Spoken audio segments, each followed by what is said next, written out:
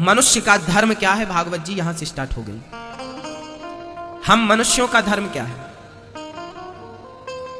हम मनुष्यों का धर्म है अहिंसा ही परमो धर्म। हाँ, हमारे शास्त्र पुराण गुरुजन हमें कहते हैं कि बेटा शास्त्र जो आज्ञा दे उस आज्ञा का पालन करना ही धर्म है और उस आज्ञा का उल्लंघन ही अधर्म है। समझ रहे हैं आप? पिता ने कहा राम वनवास जाना है तो राम का वनवास जाना धर्म था और नहीं जाते तो वही अधर्म था। मां की आज्ञा का पालन करना धर्म है और मां की आज्ञा का उल्लंघन करना अधर्म है। गुरु की आज्ञा का पालन करना धर्म है और गुरु की आज्ञा का उल्लंघन करना ही अधर्म है। सच बोलना धर्म है और झूठ बोलना अधर्म है। किसी का सहारा बन जाना, सहयोग कर देना धर्म है और किसी को सहयोग का कह के भी सहयोग ना करना अधर्म है। तो धर्म और अधर्म की परिभाषाएं तो बड़ी इजी हैं, आप सब जानते हैं। कोई जानता ना हो, मुझे नहीं लगता कि छोटे छोटे बच्चे भी जानते धर्म क्या सही क्या गलत क्या है, सब जानते हैं। परंतु हम पूरी जिंदगी में धर्म के मार्ग पर चल नहीं पाते, है ना? हम चल नहीं पाते धर्म के मार्ग पर। बड़ा कठिन लगता है कि कैसा मार्ग है। अच्छा, धर्म के मार्ग में चलना कोई कठिन बात नहीं है मेरी मां, आप सब चल सकते हैं, पर आप चलना चाहते नहीं है ना। आप लोग अच्छा बताइए, दिन में कितना झूठ बोल लेते होंगे? बोलो मैया जी, ओ मैया, बताओ दिन में कितना झूठ बोल लेते होंगे आप लोग? 1 बार, 2 बार, 3 बार, 5 बार या बहुत बार?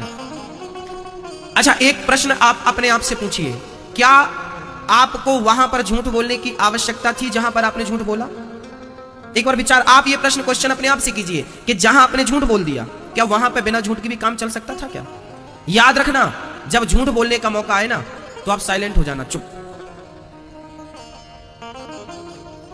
कई बार चुप रहने से बड़े बड़े काम बन जाते हैं। जरूरी नहीं है कि आप बोलें, बोलो यदि पहले तुम तौलो फिर मुख को खोला करना, पुष्प नहीं बन सकते हो तो कांटे बनकर मत रहना। मेरी मां, पहले आप अपने आप से पूछिए कि आप झूठ बोलते हैं, क्या इसकी जरूरत है? जरूरत है? क्यों? आप झूठ किससे बोलते हैं? किससे?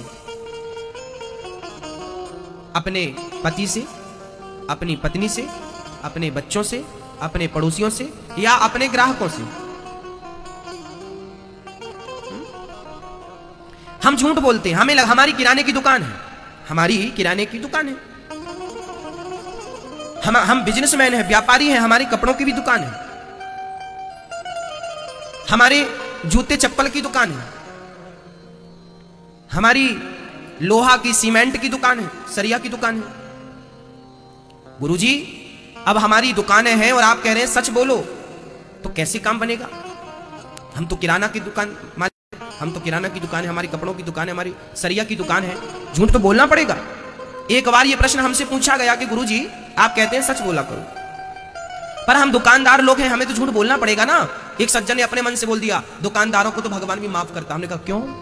क्यों माफ करता तुम्हें दुकानदारों को भगवान? क्यों माफ करेगा तुम्हें? तुम दुकानदार हो, 10 रुपए की चीज को यदि तुम 11 में और 11.5 में बेच रहे हो, 12 में बेच रहे हो, तो ये गलत नहीं है, ये सही है, ये झूठ नहीं है। ये दाल रोटी ईश्वर भी जानता तुम्हें चलानी है, पर तुम 10 की चीज 20 में पहनाओगे तो भगवान कहेगा अच्छा बहुत जल्दी तुझे करोड़पति बनना है, चल बनाता हूं। ईमानदारी से कमाया हुआ धन आपको सुख देता है। आपको बिना नींद की गोली खाया आपको नींद आएगी, आपकी पत्नी भी अच्छी होगी, आपके बच्चे भी अच्छे होंगे, संस्कारी होंगे, और आपने यदि 2 नंबर का धन कमाया और बने बड़े आदमी बनने लगे तो वो धन देखना बहुत जल्दी किसी और रास्ते से निकलना शुरू हो जाएगा। या तो आपके बच्चे बिगड़ जाएंगे, शराबी बन जाएंगे, जुआड़ी बन जाएंगे, सुरा सुंदरी के चक्कर में लग जाएंगे। आपको क्या लगता है धन कमा ले ना? धन आने के यदि एक रास्ता है तो जाने के ना जाने कितने रास्ते हैं। इसलिए ईमानदारी का धन। मेरी मां, मैंने बचपन में एक बात सीखी है मैं अपने से। जब एक बार मैं 8 साल का था, जब मैं 8 साल का था, 8 से 9 साल का रहा, जब मैं 8-9 वर्ष का था, तब मुझे 50 रुपए कहीं से प्राप्त हुए थे। 50 रुपए मैं जोड़ता था पैसे थोड़ा थोड़ा। मुझे 50 रुपए मिले थे मां, और मैं खेत जा रहा था, तो वो 50 रुपए मेरे रास्ते में गिर गए। ये मेरे साथ की घटना है। तब से मुझे एक सबक मिला, वो सबक मैं आपके सामने रख रहा हूं। 8-9 साल की उम्र में मुझे 50 रुपए प्राप्त हुए थे। बहुत सारा महीनों तक जोड़ा तो 50 रुपए इकट्ठे हुए। 50 का नोट था, एक ओनली, वो मेरे जेब में था। मैं खेत की तरफ जा रहा था, अचानक वो पैसा 50 रुपए गिर गया। मैं जाकर देखा, जेब में हाथ डाला तो जेब फटा था। चलो, जेब से गिर गया। बहुत ढूंढा, नहीं मिला। घर आ गया, रात हुई, सो गया। सुबह हुई, दोपहर हुई, शाम हुई, फिर मैं उसी रास्ते गया। तो भक्तों, जहां से ना जाने कितने लोग गुजर गए थे, कितने लोगों के गुजरने के बाद भी वो 50 रुपए लगता है मेरा इंतजार कर रहा था। जब मैं दूसरे दिन जाकर देखा तो वो 50 का नोट वहीं पड़ा था।